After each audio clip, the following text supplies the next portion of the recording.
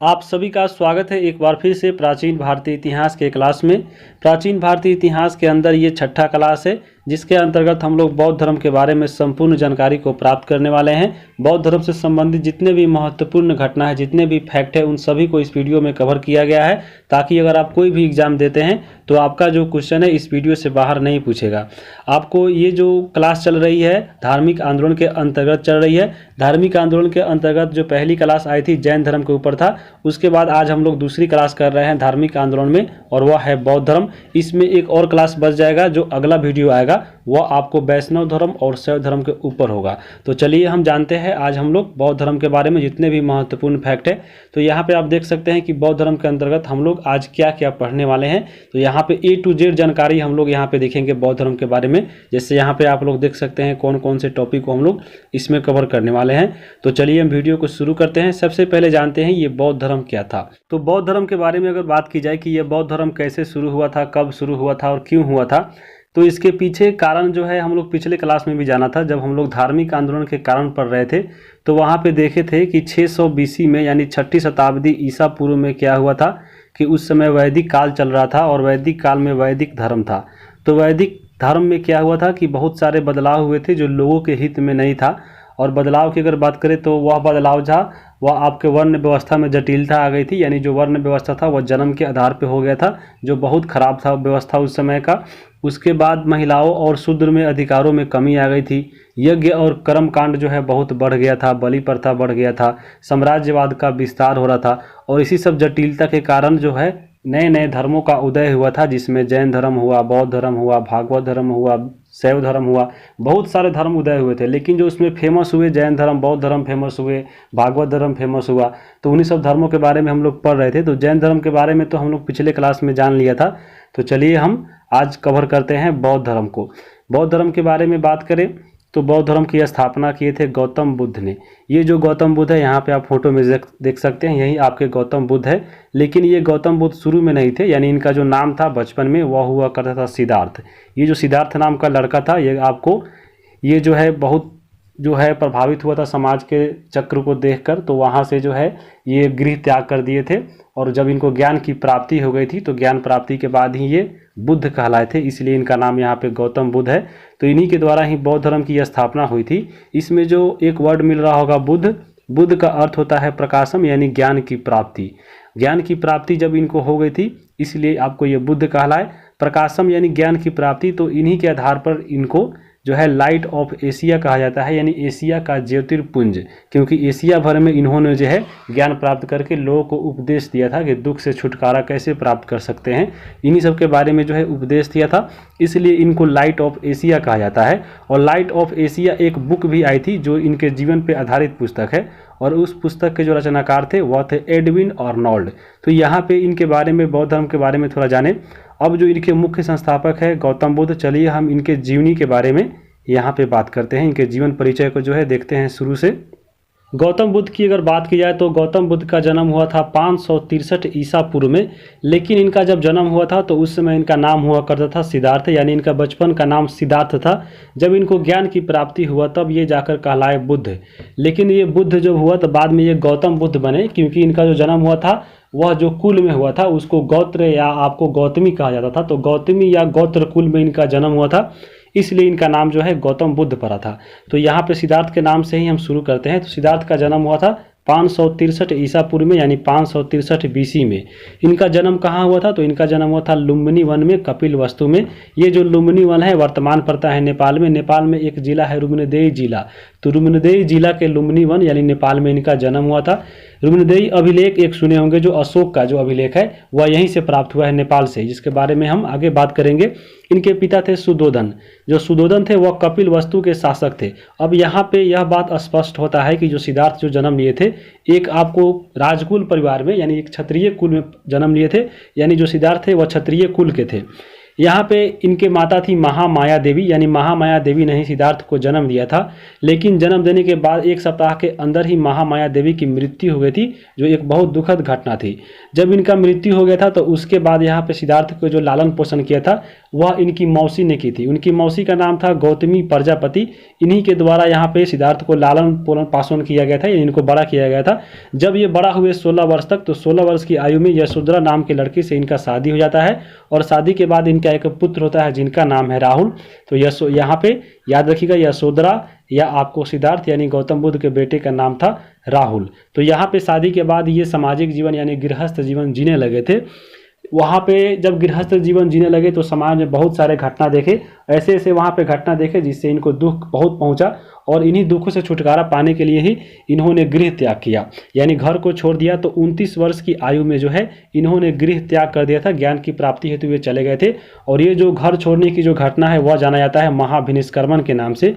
तो पूछता भी है, इनका जो क्वेश्चन है कि जब इन्होंने घर छोड़ा था तो वह घटना क्या कहलाता है, तो महाभिनिष्क्रमण कहलाता है।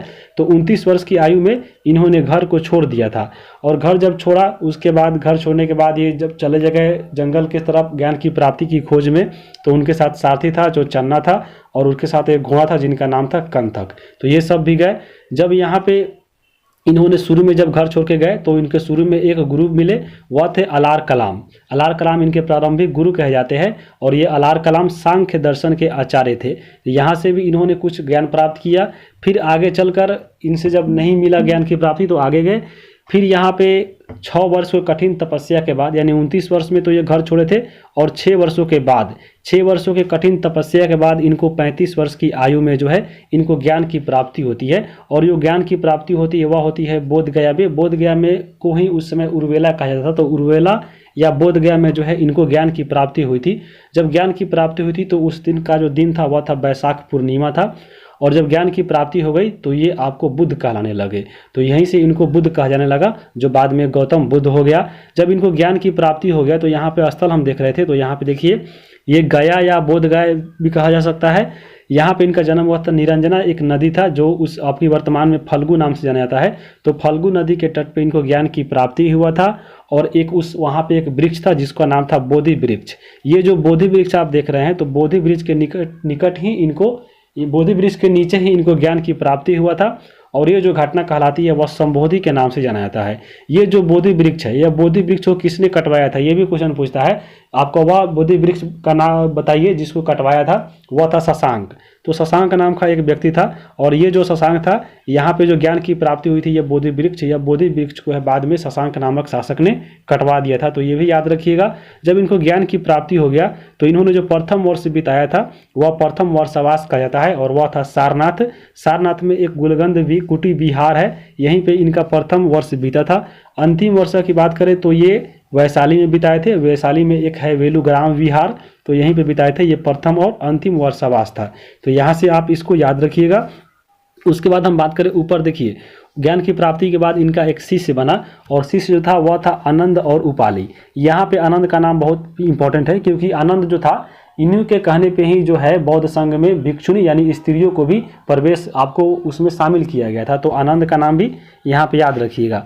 आगे चलते हैं हम लोग। अब आगे हम बात करेंगे। देखिए ज्ञान प्राप्ति के बाद इन्होंने उपदेश देना शुरू किया।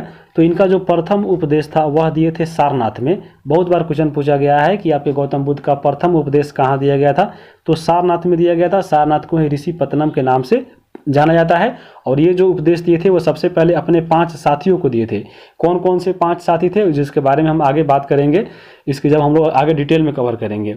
यहाँ पे जब ये प्रथम उपदेश दिए थे तो प्रथम उपदेश का जो घटना कहलाता है वह जाना जाता है धर्म चक्र परिवर्तन के नाम से। यह बहुत इंपॉर्टेंट है। यहाँ पे लास्ट में जब हम लोग इसके गौतम बुद्ध से जितने भी घटना है और उसके जितने भी प्रतीक है या घटनाक्रम है उसके बारे में भी हम बात करेंगे, लेकिन यहाँ भी देखना जरूरी है। याद रखिएगा जो प्रथम उपदेश है वह जो घटना कहलाता है धर्म चक्र परिवर्तन के नाम से जाना जाता है। यहाँ पे ये तो हो गया प्रथम उपदेश। लेकिन जब पूछे कि सर्वाधिक उपदेश इन्होंने कहाँ दिया था, तो सर्वाधिक उपदेश जो है वह कौशल की राजधानी जो है श्रावस्ती में दिया था। प्रथम उपदेश सारनाथ में, सबसे ज़्यादा उपदेश दिए थे इन्होंने कहाँ पे, तो श्रावस्ती में। और अंतिम उपदेश कहाँ दिए थे, तो अंतिम उपदेश जो है वह दिए थे कुशीनगर में। कुशीनगर में एक व्यक्ति थे सुभद्र, सुभद्र को जो है अंतिम उपदेश दिया गया था। तो यहाँ पे ये तीनों याद रखिएगा। प्रथम उपदेश सारनाथ, सर्वाधिक उपदेश श्रावस्ती और अंतिम उपदेश कुशीनगर में दिया गया था। उसके बाद यहाँ पे इनका धर्म प्रचार जो स्थल है बहुत सारा है, यहाँ पे देख सकते हैं। जो उस समय के जो आपके जो हुए आपके महाजनपद, उसमें इन्होंने जो है अपने धर्म को बहुत फैलाया था। और यहाँ पे कौन कौन जगह था, तो यहाँ पे मगध था, अंग था, काशी था, मल्ल था, साक्य था, वज्जी था और कौशल था। तो ये आपको सभी जगहों पर जो है बौद्ध धर्म का प्रचार स्थल था। और सबसे इनका जो केंद्र की बात करें तो धर्म प्रचार का जो केंद्र था वह मगध में था। उसके बाद इनके जीवन के अंत की देखिए कैसे हुई थी। तो 483 ईसा पूर्व में इनका आपको मृत्यु हो गया था। कहाँ पे हुआ था? तो कुशीनगर में, जहाँ पे इन्होंने अंतिम उपदेश दिया था। कुशीनगर जो है हिरण्यवती नदी के तट पे पड़ता है, वर्तमान ये उत्तर प्रदेश में है। 80 वर्ष की आयु में इनकी मृत्यु हुई थी। और देखिए यहाँ पे देखिए इनकी मृत्यु भी हुई थी यहाँ पे वैशाख पूर्णिमा के दिन ही। इनको ज्ञान की भी प्राप्ति हुई थी वैशाख पूर्णिमा के दिन ही। तो ये दोनों घटना एक ही दिन हुआ था। और जब ये मृत्यु हो गई तो ये जो घटना कहलाती है वह महापरिनिर्वाण के नाम से जाना जाता है। तो ये भी आपको पॉइंट याद रखिएगा। इनको देखिए इनका जन्म भी हुआ और यहाँ पे जन्म नहीं, यहाँ पे जो ज्ञान की प्राप्ति हुआ और ये इनका जो मृत्यु हुआ वह वैशाख पूर्णिमा के दिन ही हुआ था। आगे हम इसको बात करेंगे, ये आपको किसी चीज़ से जुड़ा हुआ है जिसके बारे में हम बात करेंगे आगे। अब यहाँ पे देखिए जब गौतम बुद्ध सामाजिक जीवन जी रहे थे तो वहाँ पे कौन सी घटनाएं देखे जिन्होंने इनको जो है गृह त्याग पर विवश कर दिया था। तो यहाँ पे देखिए जब सामाजिक जीवन जी रहे थे तो वहाँ पे एक वृद्ध व्यक्ति को देखा। तो वृद्ध व्यक्ति को देखा तो वह बहुत दुखी था। वह आपको किसी प्रकार से जब जीवन जी लिया था तो जीवन जीने के बाद भी वह दुख था, इसलिए इनको जो है गृह त्याग करने का इनको मन हो गया था। उसके बाद एक बीमार व्यक्ति देखा तो ये भी यह दुख से छटपटा रहा था। एक और देखा मृत व्यक्ति, तो व्यक्ति जो मर गया है तो मरने के बाद भी उसको दुख है क्योंकि उसके अगल बगल में जितने भी इससे जुड़े हुए लोग हैं वह सब जो है दुखी है। तो इनको उनसे भी उनको दुख हुआ। और एक व्यक्ति इनको मिला सन्यासी जो प्रसन्न मुद्रा में था। तो यहाँ पे सन्यासी को देखकर ये सोचे कि क्यों न आपको सन्यासी ही बना जाए जिससे कोई दुख नहीं मिलेगा, इसलिए इन्होंने गृह त्याग का सोचा था। तो ये गृह त्याग का कारण था। उसके बाद यहाँ पे देखिए बुद्ध को ज्ञान की प्राप्ति के बाद इनका जो सिद्धांत दिए थे कि जो विश्व है वह दुखों से भरा है। और यह सिद्धांत जो है उपनिषद से लिया गया है। बुद्ध के अनुसार जो है दुख का सबसे बड़ा कारण क्या है? तो वह आपका है तृष्णा, इच्छा या उम्मीद। तो अगर मान लीजिए किसी से आप उम्मीद लगाए हुए हैं, अगर वो चीज़ आप उससे नहीं मिल रहा है तो बहुत सारा दुख होगा ही। तो तृष्णा कहिए या इच्छा कहिए या उम्मीद कहिए, जिस दिन आपका इच्छा मर जाएगा, उम्मीद मर जाएगा किसी से, उस दिन से आपको दुख कभी नहीं होगा। तो ये चीज़ें उस समय भी था और वर्तमान में भी है। उसके बाद हम बात करें अष्टांगिक मार्ग। यहाँ पे देखिए गौतम बुद्ध ने जो है सांसारिक दुखों से मुक्ति हेतु यहाँ पे अष्टांगिक मार्ग पालन करने के लिए लोगों को कहा था। तो ये अष्टांगिक मार्ग कौन कौन था, चलिए हम उसको देखते हैं। क्या वर्तमान में जो है इससे दुखों से आपको जो है मुक्ति मिल सकता है कि नहीं। तो पहला इसमें है सम्यक दृष्टि। सम्यक दृष्टि का मतलब होता है कि वस्तुओं को उसके वास्तविक स्वरूप में देखना, ना कि उसको बनावटी स्वरूप में देखना। वर्तमान में क्या है, वर्तमान में देखिए फोटो भी खींचते हैं तो उसमें बनावटी है, बनावटी देखते हैं और वास्तविक देखिए कितना फर्क है। तो यहाँ पे हमेशा वास्तविकता को देखिए, कभी भी बनावटी जीवन में नहीं रहिए। तो उस समय ये कहा गया था और वर्तमान में भी यह नियम पालन करना चाहिए।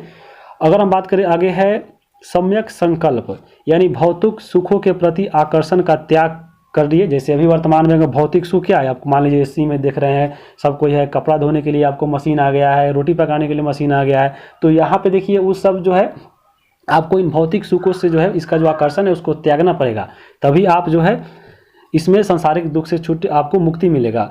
उसके बाद है सम्यक वाक, यानी आपको सदा सत्य बोलना चाहिए। उसके बाद सम्यक कर्म, यानी सदा जो है सत्य कर्म कीजिए, आपको फल भी उसका जो है सत्य मिलेगा। सम्यक आजीविका, यानी आपको सदाचार पूर्वक जो है आप आजीविक अर्जित करिए। उसके बाद यहाँ पे है सम्यक व्यायाम, यानी नैतिक मानसिकता और आध्यात्मिक उन्नति के लिए जो है प्रयत्न कर दिए, आध्यात्मिक जीवन जीजिए। उसके बाद है सम्यक स्मृति, यानी आपको मिथ्या धारणाओं का परित्याग कीजिए और वास्तविक जो धारणा है उसका स्मरण कीजिए।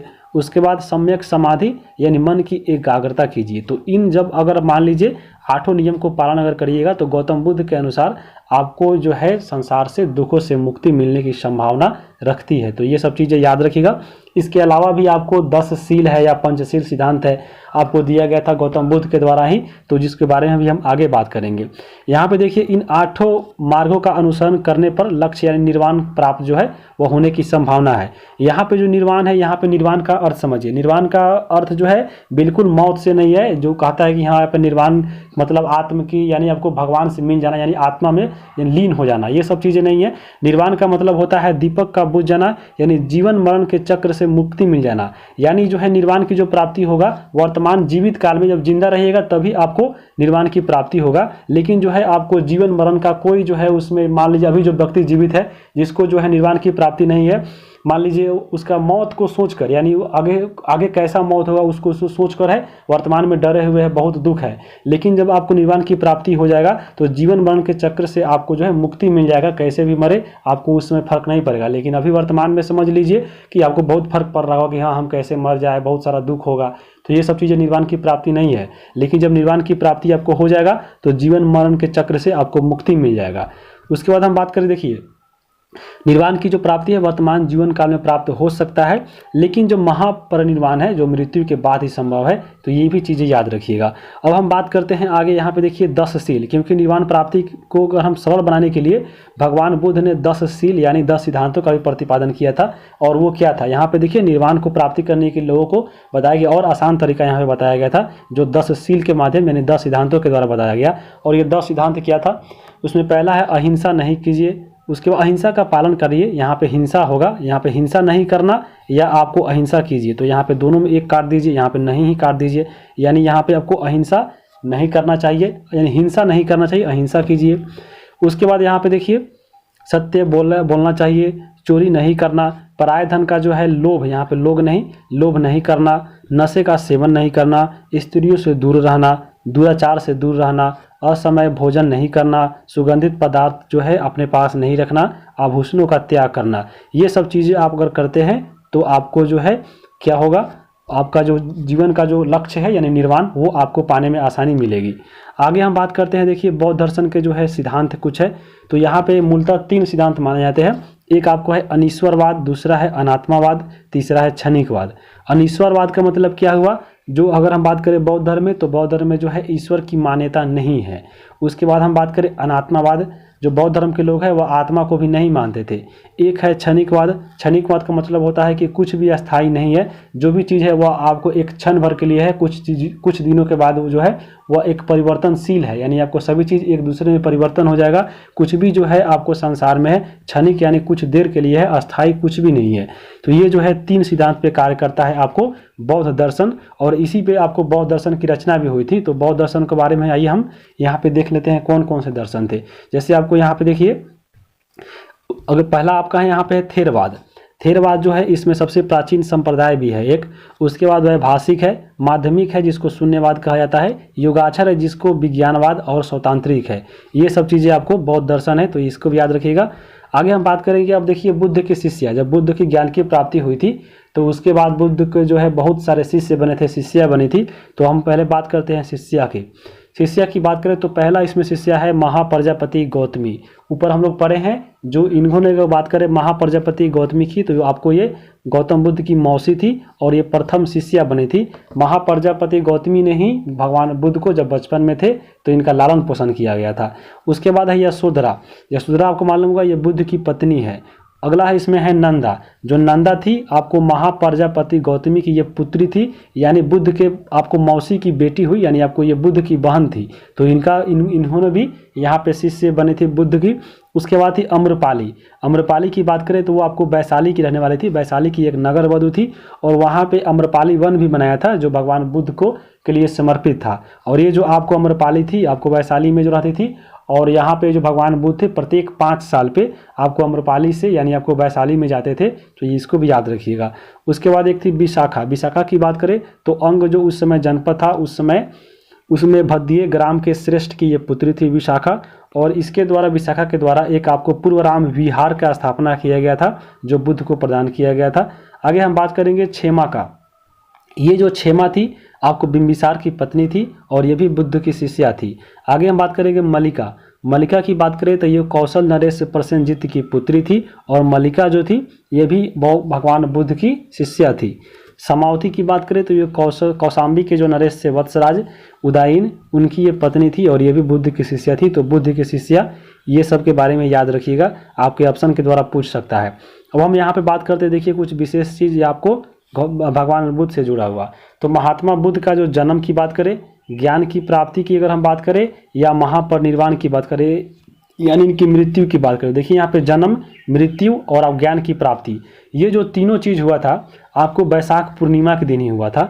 वैशाख पूर्णिमा के दिन के होने के कारण ही आपको जो है वैशाख पूर्णिमा के दिन जो है बुद्ध पूर्णिमा मनाया जाता है। तो ये बहुत इंपॉर्टेंट चीज़ याद रखिएगा, ये तीनों चीज़ एक ही दिन घटना हुई थी, इसलिए बुद्ध पूर्णिमा जो है इन दिनों को मनाया जाता है, बैसाख पूर्णिमा को।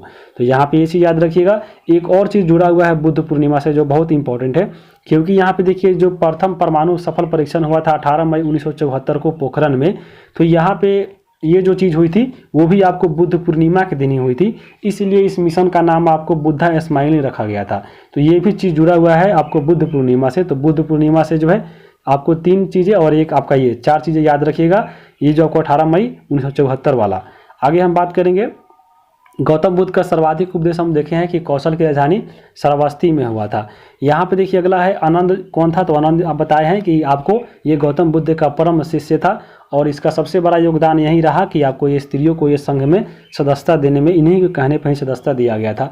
अजातशत्रु की बात करें तो अजातशत्रु आपको बिंबिसार का पुत्र था, जो आजीवक संप्रदाय का संस्थापक कहा जाता है। और अजातशत्रु शुरू में जो है वह जैन धर्म के संपर्क में था, जब बाद में फिर जब गौतम बुद्ध आए तो फिर ये गौतम बुद्ध से दीक्षित लिए और बाद में इन्होंने गौतम बुद्ध आपको बौद्ध धर्म को अपना लिया था। तो अजातशत्रु शुरू में जैन धर्म के समर्थक था, बाद में आपको ये बौद्ध धर्म के संपर्क में आ गया था। अगर हम बात करें देखिए जैन धर्म और बौद्ध धर्म में, तो देखिए जैन धर्म और बौद्ध धर्म की बात करें तो जैन धर्म पहले आया था, बाद में आया था बौद्ध धर्म। लेकिन अगर हम बात करें आपको गौतम बुद्ध और फिर महावीर स्वामी में, तो गौतम बुद्ध और महावीर जो स्वामी थे ये दोनों आपको समकालीन थे, यानी एक ही समय में ये दोनों आदमी रहते थे। अजातशत्रु की बात करें तो अजातशत्रु से यह भी क्वेश्चन पूछता है कि वह शासक का नाम बताइए जो आपको जैन धर्म और बौद्ध धर्म ये दोनों के समय में था, तो आपको ये अजातशत्रु था। तो ये भी चीज़ याद रखिएगा, ऐसे ऐसे क्वेश्चन आपके एग्जाम में देखने को मिलता है। अगर हम बात करें आगे सुबक्ष की बात करें तो सुबक्ष जो वह आपको कुशीनारा, यानी आपको यह कुशीनगर का व्यक्ति था और आपके ये अंतिम शिष्य था, और इसी के बाद आपको कुशीनगर में ही भगवान बुद्ध को मृत्यु हो गया था। यहाँ पे देखिए गौतम बुद्ध का जन्म मृत्यु की जो तिथि है वह चीनी एक अभिलेख है जिसका नाम है कैंटोन, उसी पे आधारित जो है हम लोग पढ़ते हैं गौतम बुद्ध का जन्म और मृत्यु के बारे में। आगे हम बात करेंगे देखिए गौतम यहाँ पे बौद्ध धर्म के कुछ मान्यता। अगर बात करें गौतम बुद्ध या आपको बौद्ध धर्म, तो बौद्ध धर्म में जो है अनीश्वरवादी थे, यानी आपको बौद्ध धर्म में जितने भी लोग थे वह ईश्वर को नहीं मानते थे। अनात्मावादी थे, यानी आपको आत्मा को नहीं मानते थे। लेकिन आपको बौद्ध धर्म के एक शाखा है सामित्य, ये जो सामित्य शाखा है वो आपको ईश्वर को मानता है। तो यहाँ पे ये भी याद रखिएगा, बहुत इंपॉर्टेंट पॉइंट है। सीधे पूछ सकता है कि बौद्ध धर्म का कौन सा आपका इसमें संप्रदाय है जो ईश्वर को मानता था, तो वह था सामित्य। लेकिन बौद्ध धर्म पूरा जो बौद्ध धर्म है वह नहीं मानता था।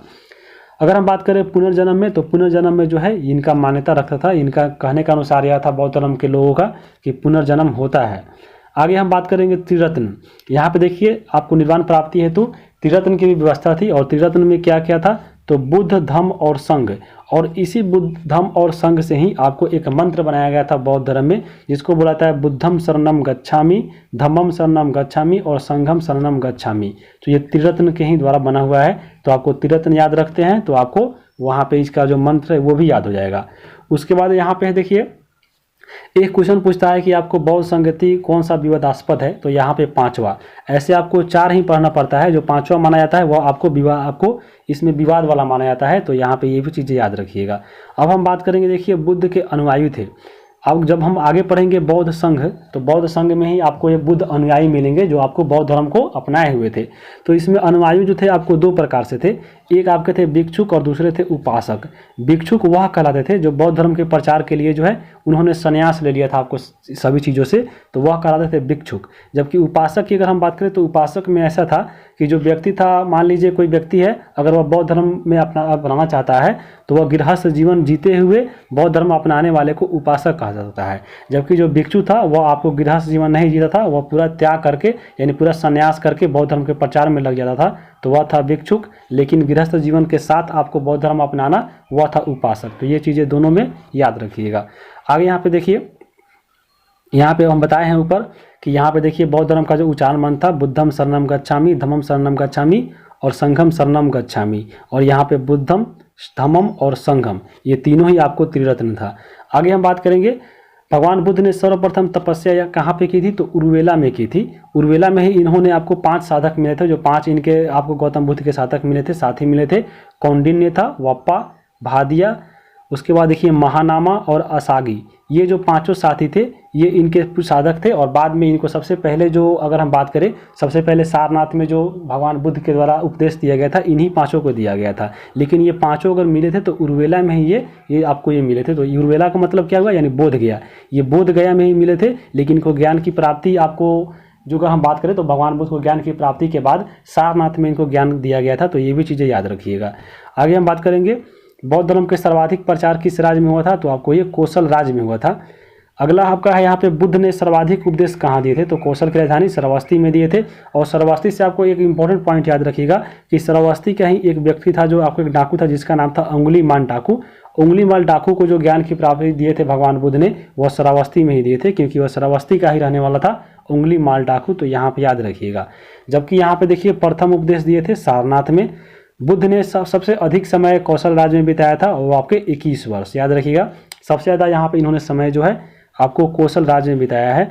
आगे हम बात करेंगे, अब कुछ अब यहाँ पे देखने वाले हैं प्रसिद्ध बौद्ध विद्वान। कौन कौन से बौद्ध विद्वान हुए उसके बारे में चलिए हम एक एक करके बात करते हैं। सबसे पहला इसमें है अश्वघोष। अश्वघोष की बात करें तो यहाँ पे देखिए ये कनिष्क जब राजा थे तो कनिष्क के समय में आपको अश्वघोष थे। इनके द्वारा एक पुस्तक लिखा गया था जिसका नाम है बुद्ध चरित्र। बुद्ध चरित्र जो है बहुत इंपॉर्टेंट है। इसमें भगवान बुद्ध के जीवन चरित्र का जो है प्रथम ग्रंथ माना जाता है, और बुद्धों का रामायण भी कहा जाता है। सीधा कहा जाता है कि बुद्ध का रामायण कौन है, तो आपके बुद्ध चरित्र है। बुद्ध चरित्र को लिखा है अश्वघोष ने। उसके बाद है नागार्जुन। नागार्जुन की अगर हम बात करें तो बौद्ध दर्शन के माध्यमिक विचारधारा का प्रतिपादन जो है नागार्जुन का माना जाता है, और इसी के द्वारा शून्यवाद के नाम, यहाँ पे ये जो आपका विचारधारा है माध्यमिक विचारधारा, इसको शून्यवाद के नाम से भी जाना जाता है। तो शून्यवाद के प्रवर्तक जो है आपको नागार्जुन थे, और नागार्जुन के द्वारा ही पारा की खोज की गई थी, और नागार्जुन को जो है भारत का आइंस्टीन कहा जाता है। तो ये सब बहुत इंपॉर्टेंट पॉइंट है, याद रखिएगा। आगे है यहाँ पे बुद्ध घोष। बुद्ध घोष की बात करें तो इसके द्वारा पुस्तक लिखा गया था विशुद्धि मार्ग, और ये हिंद संप्रदाय का जो है प्रमुख ग्रंथ है। आगे हम बात करेंगे असंग और वसुबंग। ये जो थे आपको दोनों भाई थे, जो आपको ये दोनों बौद्ध भिक्षु थे, और यहाँ पे इनका जो महान कृति है अभिधम्म घोष है। अभिधम्म घोष की अगर हम बात करें तो बौद्ध धर्म का विश्वकोश माना जाता है। बहुत इंपॉर्टेंट, याद रखिएगा। बौद्ध धर्म का विश्वकोश कौन है, तो अभिधम्म घोष है। जबकि यहाँ पे बौद्धों का रामायण जो है वह बुद्ध चरित्र है। तो ये से पॉइंट आपको याद रखिएगा। अगला आपका है कश्यप मतंग। कश्यप मतंग जो है चीन जाने वाला प्रथम बौद्ध भिक्षु है। आगे हम बात करेंगे मोगली पुत्र तीस। मोगली पुत्र तीस की बात करें तो ये अशोक के समकालीन थे, और ये तृतीय जो बौद्ध संगति हुआ था तो उसकी अध्यक्षता किया गया था मोगली पुत्र तीस के द्वारा। वसुमित्र की बात करें तो वसुमित्र कनिष्क के दरबारी थे, और चौथी जो बौद्ध संगति हुई थी तो उसकी अध्यक्षता किए थे वसुमित्र ने। इसके द्वारा रचना किया गया था महाविभाष सूत्र का, जो बौद्ध धर्म का विश्वकोश कहता है। तो बहुत इंपॉर्टेंट है, ये पॉइंट अब याद रखिएगा। अब हम आगे चलेंगे। देखिए यहाँ पे बौद्ध संगति, बौद्ध संगति यानी जो बौद्ध सभाएं होती थी, चलिए हम उसको देख लेते हैं। तो यहाँ पे आपको बात करें टोटल इसका 4 सभा होता है, 5वां जो है विवादास्पद माना गया है। अगर हम 4 सभा की बात करें तो पहला हुआ था 483 ईसा पूर्व में, और आपका उसमें जो पहला हुआ था राजगृह में हुआ था, सप्तकर्णी गुफा में। राजगृह में वो जो हुआ था इसकी अध्यक्षता कर रहे थे महाकश्यप, और यहाँ पे उस समय जो शासक थे वह थे अजातशत्रु। अगर हम बात करें दूसरे में, तो दूसरा जो हुआ था 383 में हुआ था, वैशाली जो है बालूकाराम में हुआ था। इसके जो अध्यक्षता कर रहे थे सब कामिर कर रहे थे, और उस समय जो इसका संरक्षण प्राप्त था वह था कालाशोक का था। आगे हम बात करें 250 ईसा पूर्व यानी बीसी में पाटना में हुआ था, यानी पाटलिपुत्रा में। मोगली पुत्र तीस जो थे इसकी अध्यक्षता कर रहे थे, और ये आपको अशोक शासक जो थे उस समय थे, अशोक के समकालीन थे आपके मोगली पुत्र तीस। उसके बाद आपका जो चौथा हुआ था वह 72 ईस्वी में हुआ था, यह कुंडलवन कश्मीर में हुआ था। इसकी जो अध्यक्षता कर रहे थे वसुमित्र कर रहे थे, और उसमें उपाध्यक्ष बनाए गए थे अश्वघोष को, और आपको ये कनिष्क के शासनकाल में हुआ था। तो यहाँ पे तो हो गया ये बौद्ध संगीति, लेकिन आपको इसके शासनकाल यानी जो ये जो आपको बौद्ध सभा हुई इसमें जो घटना घटा, चलिए हम उसको देख लेते हैं कि यहाँ पे कौन कौन से इसमें आपको बौद्ध सभा में कौन कौन से घटना घटा।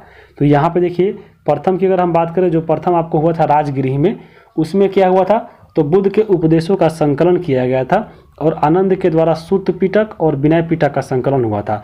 आपको बौद्ध धर्म के साहित्य है त्रिपिटक, त्रिपिटक में आपको 3 है, लेकिन यहाँ पे देखिए सूत पिटक और विनय पिटक जो आपको ये 2 है, उसका जो संकलन हुआ था वो आपको ये पहले बौद्ध सभा में हुआ था। जबकि हम आगे हम बात करें एक और होता है अभिधम्म पिटक, इसका जो संकलन हुआ था वह तीसरा आपको जो बौद्ध सभा हुआ था उसमें हुआ था। तो ये चीज़ें याद रखिएगा। उसके बाद हम बात करें जो द्वितीय बौद्ध सभा हुआ था इसमें अगर हम बात करें तो यहाँ पे देखिए भिक्षुओं में मतभेद हो गया था और इसी मतभेद के कारण यहाँ पे जो है बौद्ध संघ में विभाजन हो गया था। और ये जो बौद्ध संघ था उसमें एक बन गया था स्थाविर और दूसरा बन गया था महासंघिक। यहाँ पे देखिए ये बौद्ध धर्म में विभाजन नहीं हुआ है, ये आपको उसमें बौद्ध संघ था यानी उसमें सभा था उसमें ये विभाजन हुआ है, ये आपको दूसरा में हुआ था। तीसरा में अभी देखे हैं कि आपको जो त्रिपिटक था, त्रिपिटक का जो अभिधम्म पिटक है वह तीसरा आपको जो हुआ है वह तृतीय में हुआ है। आगे हम बात करेंगे चौथा जो हुआ था इसमें क्या हुआ था, तो यहाँ पे देखिए बौद्ध धर्म का विभाजन हो गया था और बौद्ध धर्म दो भागों में बांट गया था, एक आपका हीनयान और दूसरा इसमें बट गया था महायान। तो ये सब याद रखिएगा। और इसी में आपको महाविभाषक जो आपको जो एक बुक था ये भी लिखा गया था वसुमित्र के द्वारा, ये चतुर्थी जो हुआ था बौद्ध सभा इसी में भी। तो यहाँ पे ये चारों जो घटना हुआ था आपको बौद्ध सभा में सब देख लिए होंगे। आपसे एग्जाम में क्वेश्चन पूछता है कि हीनयान महायान जो है वह किस बौद्ध सभा में आपका जो है विघटन हो गया था, तो ये आपको चतुर्थ में बनाना था, तो याद रखिएगा।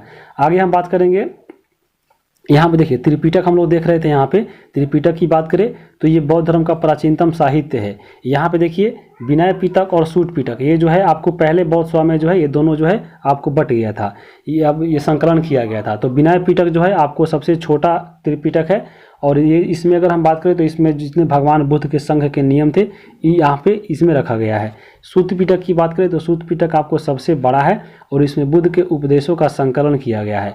अभिधम्म पिटक की बात करें तो आपको ये बीच वाला है, इसमें आध्यात्मिक दार्शनिक विचारों का संकलन किया गया है।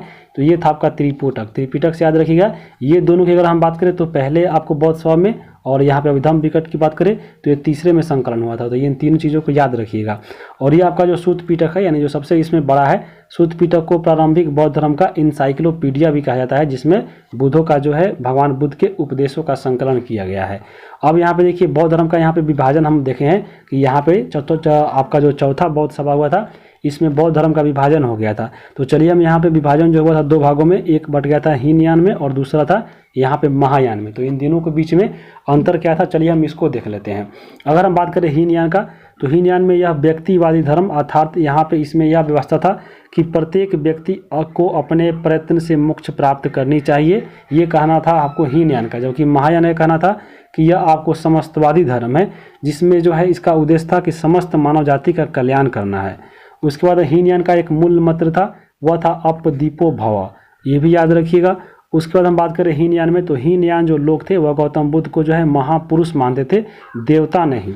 जबकि जो महायान थे वह आपका कहना था कि आपको जो भगवान बुद्ध है वह हमको देवता का दर्जा प्राप्त दिए थे, यानी इनको देवता के रूप में मानते थे। तो ये बहुत इंपॉर्टेंट पॉइंट है, आपको एग्जाम में पूछता है कि आपको हीन और महायान के बीच में सबसे जो आपको इसका विभाजक पॉइंट है वो क्या है, वो आपको देवता मानने वाला बात है। तो देवता जो मानते थे वह थे आपको महायान, जबकि जो हीनयान थे ये लोग आपको भगवान बुद्ध को देवता नहीं मानते थे। तो ये सब चीज़ें आपको याद रखिएगा। जो हीनयान के लोग थे वह आपको गौतम बुद्ध के महापुरुष मानते थे, जबकि महायान के जो लोग थे वह गौतम बुद्ध को देवता के रूप में पूजते थे। अगला आपका हीनयान के बारे में बात करें तो हीनयान जो है मूर्ति पूजक नहीं थे, बल्कि ये बोधि वृक्ष जो आपको जो धर्मचक्र स्तूप है ये लोग उसकी पूजा करते थे। जबकि महायान की अगर हम बात करें तो महायान आपको बुद्ध के देवता को दर्जा प्राप्त करते थे और इन्हीं को पूजते थे। और महायान में जो है आपको आत्मा और पुनर्जन्म को स्वीकार किया गया है। तो ये सब चीज़ें याद रखिएगा। आगे हम बात करेंगे आगे हम बात करें हीनयान में तो हीनयान का देखिए हीनयान का जो आपको आदर्श था वह था अहर्त पूज्य पद, और ये आपको प्राप्त करने के लिए साधना करता था और साधना के द्वारा जो निर्वाण प्राप्ति होती थी तब जाके आपको अहर्त पूज्य पद प्राप्त होता था। जैसे इसमें एक शासक था मिनांडर ने ही आपको साधना के द्वारा निर्वाण प्राप्त करके यहाँ पे अहर्त पूज्य प्राप्त किया था। जबकि अगर हम बात करें महायान में तो महायान में जो था आपको इसका जो इसमें अगर हम बात करें तो इसका जो बोधित्सव था महायान का जो अर्थ था इसमें था बोधित्सव प्राप्त करना। तो बोधित्सव के बारे में भी हम आगे इसमें बात करेंगे। उसके अलावा अन्य चीज़ देखिए अगर हम इसमें तो यहाँ पे देखिए अगर हम बात करें महायान के बारे में तो महायान जो थे आपके मूर्ति पूजक थे और ये जो तीर्थ स्थल का भी ये महत्व देते थे। महायान में जो अगर हम बात करें तो स्वर्ग और नर्क के अवधारणा दिया गया है। महायान का अर्थ हम देख लिए बोधित्सव प्राप्त करना है, जबकि अगर हम हीनयान में देखें तो वहाँ पे अहर्त पूज्य प्राप्त करना है।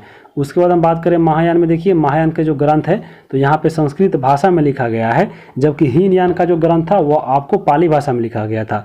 यहाँ पे देखिए कुछ इसमें अगर हम बात करें यहाँ पे महायान में कुछ प्रमुख दार्शनिक हुए जो आपको जैसे नागार्जुन हुए, हेनसांग हुए असंग हुए और मैत्रेय हुए। आपको ये प्रमुख दार्शनिक थे महायान संप्रदाय के।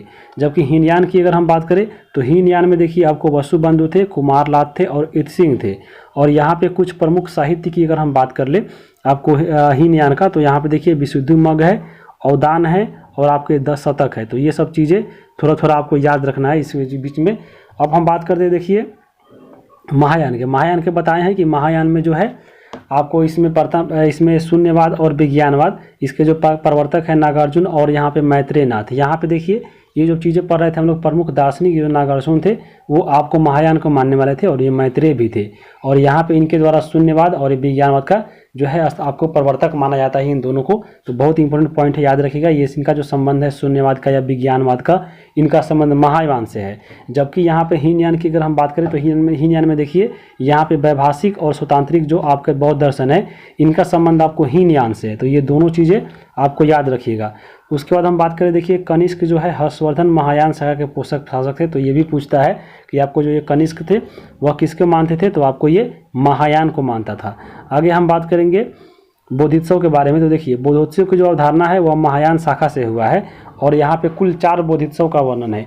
एक आपको इसमें मंजूश्री है, दूसरा है वज्रपाणी, तीसरा आपका है पद्मपाणी और चौथा आपका है मैत्रेय को जो है आपको इसमें भविष्य का इसमें जो है बोधित्सव माना जाता है। ऐसा माना जाता है कि ये भविष्य में इनका जन्म होगा। तो यहाँ पे मैत्रेय के बारे में याद रखिएगा, क्वेश्चन भी पूछता है।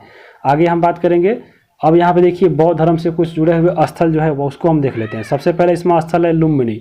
लुम्बिनी अभी देखें नेपाल में पड़ता है। लुम्बिनी में जो है यहाँ पे क्या हुआ था, आपको जो भगवान बुद्ध का जन्म हुआ था, यह नेपाल के तराई क्षेत्र में स्थित है।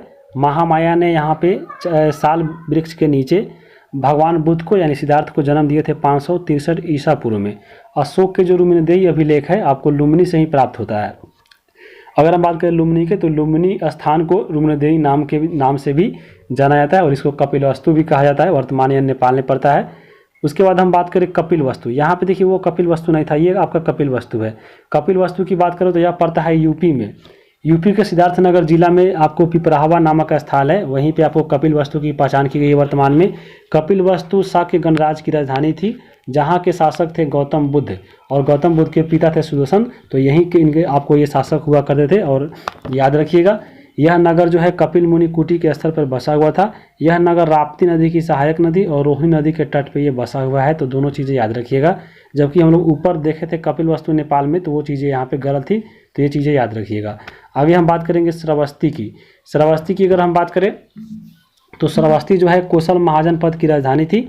यह स्थल गोरखपुर से 195 किलोमीटर दूर पर स्थित है। श्रावस्ती वर्तमान में यह गोंडा जिले के एक गांव है जिसका नाम है सहेत महेट। इसी नाम से यह श्रावस्ती को जाना जाता है। बुद्ध ने अपने जीवन के 25 वर्ष यहीं 25 वर्ष नहीं, यहाँ पे आपको 25 वर्ष यहीं पे व्यतीत किए थे श्रावस्ती में ही। तो याद रखिएगा। प्रसिद्ध जेतावन जो है आपका जेतावन बिहार जो है वह श्रावस्ती में ही था। समस्त बौद्ध धर्म के अनुयायियों को आकर्षित करता था यह श्रावस्ती यहाँ पे। तो बहुत इंपॉर्टेंट है। जैन धर्म के तीसरे तीर्थकर जो आपके थे स्वयंभूनाथ, यहाँ पे इनका जन्म श्रावस्ती में ही हुआ था। तो आपको जैन धर्म से भी ये रिलेटेड स्थल है श्रावस्ती, तो ये भी आपको याद रखिएगा। आगे हम बात करेंगे अब सारनाथ के बारे में। तो सारनाथ को ही ऋषिपत्तनम के नाम से जाना जाता था। यह स्थल वाराणसी से 10 किलोमीटर दूर पर स्थित है। गौतम बुद्ध ने अपना प्रथम जो उपदेश दिया था आपको सारनाथ में ही दिया था। जो 5 ब्राह्मण थे यहीं पे इनको दिया गया था और यह घटना आपको धर्म चक्र परिवर्तन के नाम से जाना जाता है। सारनाथ में ही मौर्य शासक अशोक ने यहाँ पे आपको एक स्तंभ बनवाया था जो अशोक स्तंभ के नाम से जाना जाता है, जो आपको भारत का राष्ट्रीय प्रतीक भी बना था। आगे हम बात करेंगे कुशीनगर में, जहाँ पे जो है आपको भगवान बुद्ध की मृत्यु हुई थी। तो कुशीनगर की आधुनिक जो पहचान होती है वो आपको कस्या नगर से होता है। तो ये भी आप पहचान याद रखिएगा, जो आपको वर्तमान में उत्तर प्रदेश में कुशीनगर जिले में पड़ता है। जो राष्ट्रीय जो राजमार्ग है वो आपको NH जो है 28-27 पर स्थित है यह गाँव कुशीनगर, इसको भी देख लीजिएगा। आगे हम बात करेंगे यहाँ पे गौतम बुद्ध ने अंतिम उपदेश देने के बाद यहाँ पे ही महापरिनिर्वाण प्राप्त किए थे, यानी इनको मृत्यु हो गई थी। तो ये सब चीज़ें याद रखिएगा। अब हम बात करते हैं देखिए कुछ प्रमुख बौद्ध विश्वविद्यालयों के बारे में। तो पहला इसमें है नालंदा विश्वविद्यालय। नालंदा विश्वविद्यालय पड़ता है बिहार के बनगांव में। इसके जो संस्थापक थे, नालंदा विश्वविद्यालय बनाया था कुमारगुप्त ने, तो ये भी याद रखिएगा। वल्लभी विश्वविद्यालय की बात करें तो ये आपको भावनगर गुजरात में पड़ता है और ये आपको भट्टमार्ग ने बनवाया था। उसके बाद है उदंतपुरी विश्वविद्यालय, ये आपको बिहार शरीफ में पड़ता है बिहार में, और ये इसको जो बनवाए थे गोपाल बनाया था। उसके बाद हम बात करें विक्रमशिला विश्वविद्यालय का, तो विक्रमशिला विश्वविद्यालय बिहार में पड़ता है अंचित गांव में, और इसको जो बनवाए थे धर्मपाल शासक के द्वारा बनवाया गया था। सोमपुर विश्वविद्यालय पड़ता है बांग्लादेश के नौगांव में, और ये धर्मपाल के द्वारा ही बनवाया गया था। अगला है यहाँ पे देखिए नगदल विश्वविद्यालय, ये भी पड़ता है बांग्लादेश में राजशाही में, और ये भी इसको रामपाल के द्वारा बनवाया गया था। तो ये आपको कुछ बौद्ध विश्वविद्यालय है, तो ये भी आपको याद रखिएगा। अब हम आगे बात करेंगे, देखिए भगवान बुद्ध की जो मृत्यु हुई थी कुशीनगर, आपको कुशीनारा के नाम से भी जाना जाता है, 483 ईसा पूर्व में। कुशीनारा जो है यहीं पे एक व्यक्ति था जिसका नाम था चंदू या कुंड नाम से, इसी के द्वारा जो है आपको भगवान बुद्ध को जो है भोजन दिया गया था, और आपको इसी भोजन करने के बाद जो है इनके पेट में दर्द आपको उठा था, जो आपको उदर विकार के नाम से जाना जाता है, और इसी कारण जो है 80 वर्ष की आयु में भगवान बुद्ध की मृत्यु हुई थी। और मरने से पहले जो है अंतिम आपको उपदेश जो है सुबक्ष नामक व्यक्ति को यहीं आपको कुशीनगर में दिया गया था। तो ये सब चीज़ें याद रखिएगा। आगे हम बात करेंगे, देखिए भगवान बुद्ध की जब मृत्यु हो गई थी, तो मृत्यु के बाद जो है इनके शरीर के अवशेषों को जो है 8 भागों में बांटकर यहाँ पे सभी जगहों पर स्तूप बनाया गया है, जो वर्तमान में कहाँ कहाँ पे स्थित है, चलिए हम इसको देख लेते हैं। और इन्हीं स्तूपों को अष्ट महाचिन्ह भी कहा जाता है। तो यहाँ पे 8 स्तूप कहाँ कहाँ पे है, एक आपके है लुम्बिनी नेपाल में, दूसरे श्रावस्ती कौशल की राजधानी में, बोधगया बिहार में, उसके बाद यहाँ पे सारनाथ आपको यूपी यानी आपको ऋषिपत्तनम में, उसके बाद यहाँ भी राजगीर यानी बिहार में, कुशीनगर यानी आपको कहाँ पे, तो उत्तर प्रदेश में, वैशाली यानी बिहार में, और एक और संकाशी। तो यहाँ पे आपको 8 स्थल जो है यहीं पे बौद्ध स्तूप बनाया गया है, यानी आपको भगवान बुद्ध के कुछ ना कुछ जो अवशेष है इन आपको 8 जगह पे रखा गया है। तो ये सब चीज़ें याद रखिएगा। उसके बाद हम बात करें भगवान बुद्ध के बारे में, तो भगवान जो बुद्ध थे आपको प्रत्येक 5वें जो वर्षों काल थे वो आपको वैशाली में बिताते थे, और वैशाली की ही एक शिष्या थी इनकी अम्रपाली, तो बहुत इंपॉर्टेंट है। बौद्ध धर्म में यहाँ पे देखिए पंचशील सिद्धांत जो दिया गया था, और ये पंचशील सिद्धांत जो लिया गया था वह आपको उपनिषद से लिया गया था। तो कौन से उपनिषद से, तो छंदोपनिषद से जो है पंचशील सिद्धांत लिया गया है। तो यहाँ पे पंचशील सिद्धांत में देखिए क्या क्या कहा गया है। एक कहा गया है कि हिंसा नहीं करना चाहिए, झूठ नहीं बोलना चाहिए, नशे का सेवन नहीं करना चाहिए, पराय धन का लोभ नहीं करना चाहिए, और दुराचार से दूर रहना चाहिए। ये सब चीज़ें आपको पंचशील सिद्धांत कहा जाता है, और ये चीज़ें आपको मिलेगी 10 शील में भी, जब हम लोग पढ़ रहे थे 10 शील, तो उसमें भी ये चीज़ें आपको देखने को मिला था। गौतम बुद्ध ने यहाँ पे देखिए सर्वाधिक जो गौतम बुद्ध के सर्वाधिक मूर्ति का जो निर्माण हुआ है वो आपको गंधार कला में हुआ है, लेकिन इनका जो पहला मूर्ति बना था वो मथुरा कला में बना था। तो ये भी याद रखिएगा। और आपको भारत में जो है मूर्ति पूजा का जो साक्ष्य माना जाता है आपको गौतम बुद्ध का ही माना जाता है सबसे पहली बार, उसके बाद ही किसी को माना जाता है। तो ये भी पॉइंट याद रख सकते हैं। और हम देखिए बौद्ध धर्म को प्राप्त राजकीय संरक्षण, यानी आपको बौद्ध धर्म को देखिए कौन कौन से राजा जो है अपनाए हुए थे और इनको संरक्षण देते थे। उसमें पहला नाम है बिंबिसार का। बिंबिसार और अजातशत्रु ये दोनों जो थे आपको मगध वंश के शासक थे, तो इनके द्वारा जो है इन दोनों ने आपको अपनाए थे बौद्ध धर्म और उसको संरक्षण देते थे। उसके बाद प्रसेनजीत थे जो आपको कौशल नरेश थे। उसके बाद उदयन थे जो आपको वत्स नरेश थे। उसके बाद प्रदोत थे जो अवंती के राजा थे। अशोक और दशरथ की बात करें तो ये मौर्य वंश के मगध के राजा थे। उसके बाद कनिष्क की बात करें तो ये कुषाण के राजा थे, कुषाण सम्राट थे। हर्षवर्धन की बात करें तो पुष्यभूति वंश के जो सम्राट थे। एक थे सासी वंश के सिंध नरेश। तो यहाँ पे इन सब शासकों की अगर हम बात करें तो वो बौद्ध धर्म अपनाए हुए थे और बौद्ध धर्म को संरक्षण दे रहे थे, यानी रक्षा कर रहे थे। तो ये भी चीज़ें याद रखिएगा। आगे हम बात करेंगे इनसे इम्पोर्टेंट पॉइंट में। तो देखिए अशोक, कनिष्क और यहाँ पे बौद्ध धर्म का तीसरा जो महान संरक्षण था वो आपको हर्षवर्धन था। पहला जो इसमें पहला है अशोक था, दूसरे नंबर पे कनिष्क और तीसरे नंबर पे हर्षवर्धन। उसके बाद यहाँ पे देखिए कुषाण सम्राट कनिष्क की अगर हम बात करें तो इनके द्वारा गौतम बुद्ध को देवता का स्थान दिया गया था। तो यह भी क्वेश्चन बहुत बार पूछा गया है कि भगवान बुद्ध को देवता का स्थान किन सम्राट के द्वारा दिया गया था, तो वह आपको दिया गया था कनिष्क के द्वारा। तो ये भी बहुत चीज़ याद रखिएगा।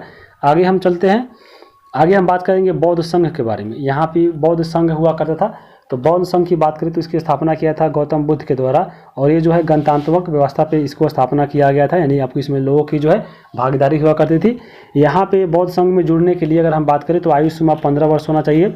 गृहस्थ जीवन का त्याग करना उसमें आवश्यक था, बिना गृहस्थ जीवन त्याग किए इसमें शामिल नहीं हो सकते थे। और माता पिता के अगर मान लीजिए आज्ञा देते हैं तभी इसमें आप शामिल हो सकते हैं।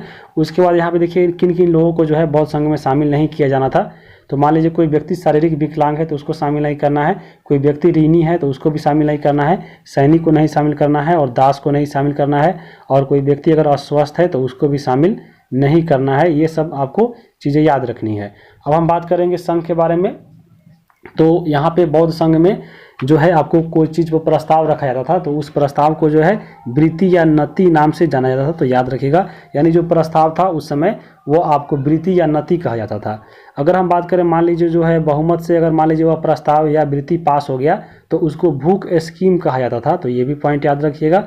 उसके बाद अगर हम बात करें बौद्ध संघ में कोई बैठक होता था तो उस समय बैठक हेतु जो उपस्थित संख्या था वो आपको 20 था, कम से कम यानी जो है 20 होनी चाहिए, जो इसको कोरम के नाम से अभी वर्तमान में भी जाना जाता है। लोकसभा में, राज्यसभा में ऐसी चीज़ होती है। तो आपको जो कोरम था उस समय 20 थी। विशेष अवसर पर मान लीजिए कोई भिक्षु भिक्षुणी के द्वारा अगर धर्म वार्ता करना है तो सब कोई एकत्रित होता था और उससे आपको उपोस्त के नाम से जाना जाता था।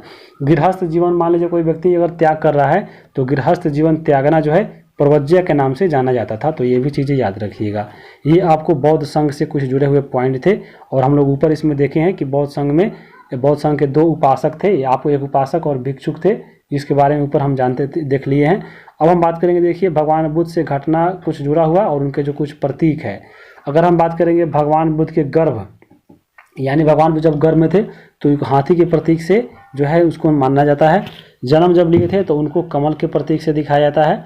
जब जवान हुए थे तो उनको जब सांड के जो है चित्र के द्वारा या प्रतीक के द्वारा जो है जाना जाता है। जब इन्होंने गृह त्याग किया था यानी आपको महाविनिष्क्रमण किए थे तो आपको ये घोड़ा का प्रतीक है।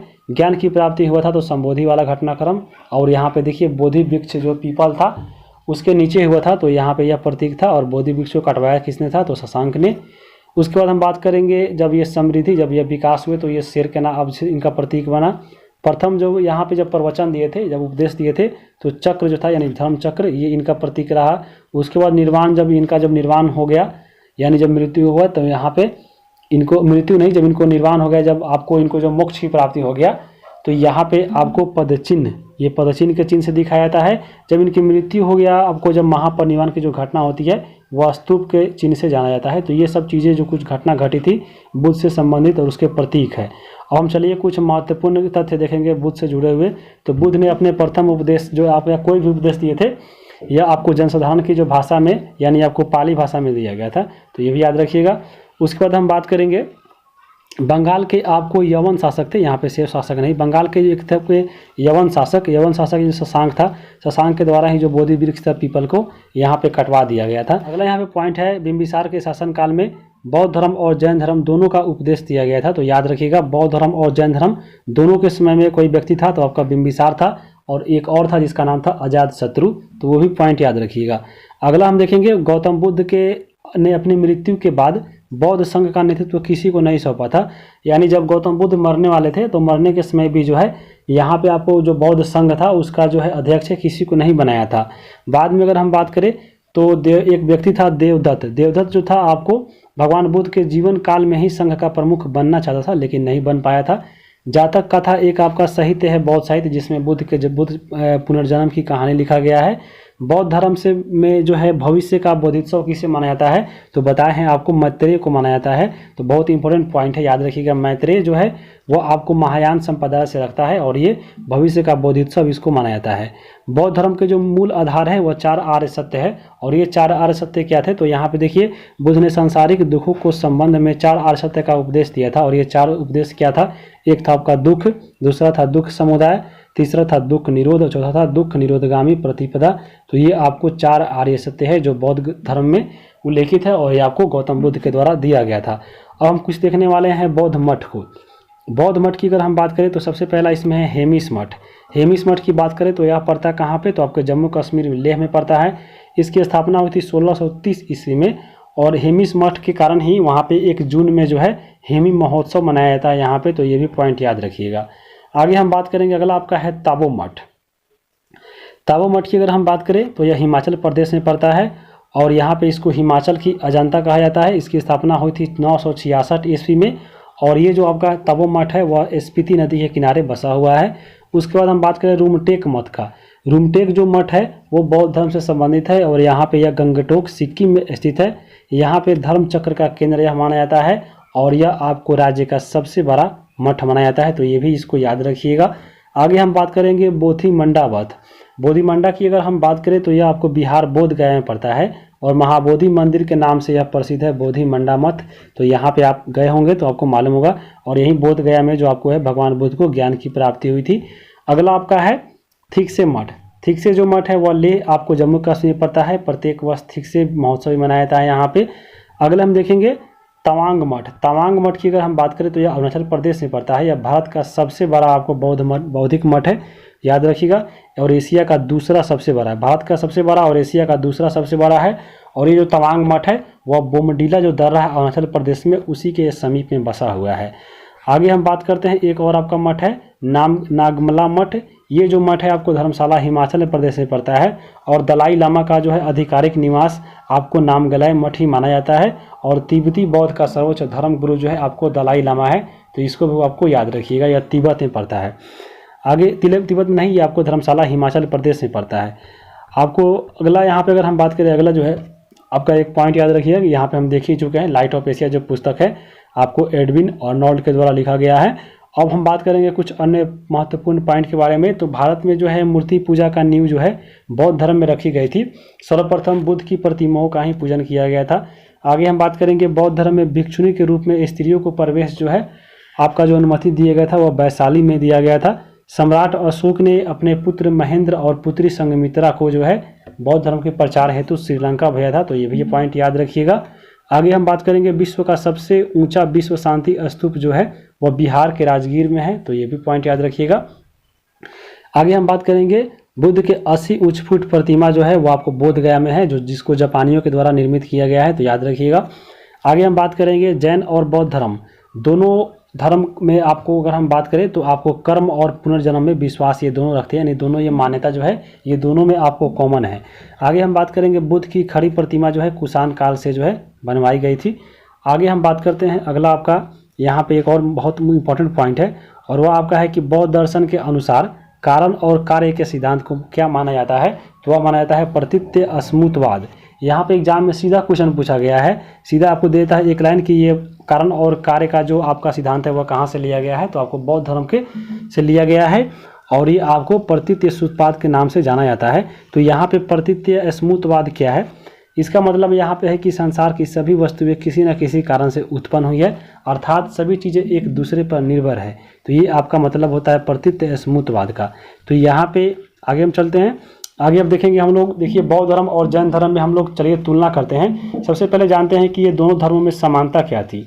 तो दोनों की अगर हम बात करें तो दोनों धर्म के जो प्रवर्तक थे, यानी आपको इधर महावीर स्वामी और उधर सबसे जो इम्पोर्टेंट थे आपके गौतम बुद्ध, ये दोनों जो थे आपको क्षत्रिय थे। आगे हम बात करेंगे ये दोनों अनिश्वरवादी थे, यानी दोनों जो है ईश्वर को नहीं मानते थे। उसके बाद हिंदू धर्म से दोनों का मतभेद था। वैदिक यज्ञ विधान कर्म कांड का इन्होंने विरोध किया था। जाति प्रथा और लिंग भेद की इन्होंने निंदा किया था। उसके बाद हम बात करें तो दोनों ने जो है उपदेश दिया था, वो अपने जनसभा में भाषा दिया था, यानी यहाँ पे इनके द्वारा जो भाषण दिया गया था, उपदेश दिया गया था, वो जनसाधारण की भाषा में दिया गया था। जैसे अगर हम बात करें बौद्ध की, तो बौद्ध धर्म में यानी आपको गौतम बुद्ध ने जो है पाली भाषा में दिया था, और यहाँ पे महावीर स्वामी ने जो है वो प्राकृत भाषा में दिया था। तो ये चीज़ें आपको कॉमन थी, तो यहाँ पे याद रखिएगा। अब हम बात करेंगे दोनों में असमानता क्या क्या थी। तो जैन धर्म जो था आपको बौद्ध धर्म की तुलना में जो है अहिंसा पर ज़्यादा बल दिया था। जब हम लोग देखे थे वो कृषि और वहाँ पे युद्ध से मना कर दिया था आपको जैन धर्म वाला, क्योंकि वहाँ पे अहिंसा पर ज़्यादा बल दिया गया था।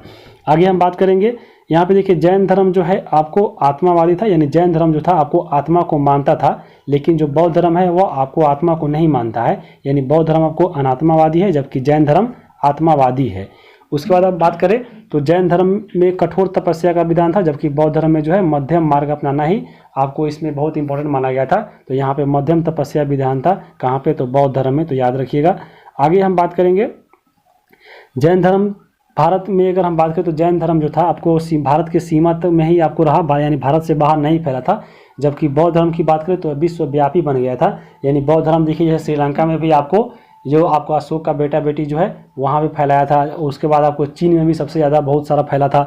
तो आपको ये बौद्ध धर्म विश्वव्यापी बन गया था, जबकि जैन धर्म जो था वह भारत तक सीमित था। आगे हम बात करें तो जैन धर्म में मूर्ति पूजक जो है आपको नग्न मूर्तियों के मिले हैं, जबकि बौद्ध धर्म में है मूर्ति पूजक है लेकिन आपको नग्न मूर्तियों के नहीं है। तो ये सब चीज़ें आपको असमानता थी ये दोनों में। अब हम बात करते हैं, देखिए बौद्ध धर्म लोकप्रिय क्यों हो गया। तो आपको अगर हम बात करें, देखिए अभी बताए हैं कि यहाँ पे बौद्ध धर्म में जो उपदेश थी आपको जनसाधारण की भाषा थी, यानी पाली भाषा में दिया गया था। राजकीय संरक्षण जो है बहुत प्राप्त था, जो बड़े बड़े शासकों का था। उसके बाद सामाजिक समानता का यहाँ पे सिद्धांत देता था, और आपको बौद्ध धर्म मध्यम मार्ग अपनाने को कहा गया था। जबकि जैन धर्म क्या था, उसमें आपको कष्ट के साथ आपको उसमें अहिंसा पर ज़्यादा बल था, इसलिए आपको जैन धर्म जो है ज़्यादा फेमस नहीं हुआ था। उसके बाद हम बात करेंगे, समय समय पर बौद्ध सम्मेलन हुआ करता था, जो इसको बढ़ाने में जो है और आपको आगे बढ़ाया। तो ये सब चीज़ें आपको याद रखिएगा, इसके लोकप्रियता का कारण बना। अब हम बात करते हैं बौद्ध धर्म के पतन का कारण। बौद्ध धर्म देखिए क्यों पतन हो गया, तो यहाँ पे देखिए बौद्ध संघ में जो है भ्रष्टाचार फैल गया। बौद्ध धर्म का बाद में विभाजन हो गया था हीनयान और महायान में। बौद्ध साहित्य जो है आपको फिर बाद में संस्कृत में लिखा जाने लगा, ये भी कारण बना। और यहाँ पे देखिए सबसे बड़ा कारण एक और माना जाता है कि ईश्वर के ये लोग नहीं मानते थे, इसलिए उसके बाद यहाँ पे देखिए हिंदू धर्म में सुधार आंदोलन शुरू होने लगा था, क्योंकि हिंदू धर्म के ये लोग नहीं मानते थे और हिंदू धर्म आगे जब फैलने लगा था तो फिर आपको बौद्ध धर्म जो है पीछे आ गया था। तो ये सब चीज़ें इसके पतन का कारण बना था। तो यहाँ पे आप बौद्ध धर्म को पूरे देख लिए होंगे। अब बौद्ध धर्म का यहाँ पे क्लास खत्म होता है। वीडियो कैसा लगा है कमेंट करके बताइए। चैनल पे नए हैं तो सब्सक्राइब कर लीजिए आगे आने वाले वीडियो के लिए। और आगे जो आपका वीडियो आने वाला है वो आपका 7वां क्लास होगा, जिसमें हम लोग भागवत धर्म और आपको शैव धर्म, ये जो 2 चीज़ें बची हुई है हम लोग उसमें कवर करेंगे। तो वीडियो देखने के लिए आप सभी को बहुत बहुत धन्यवाद।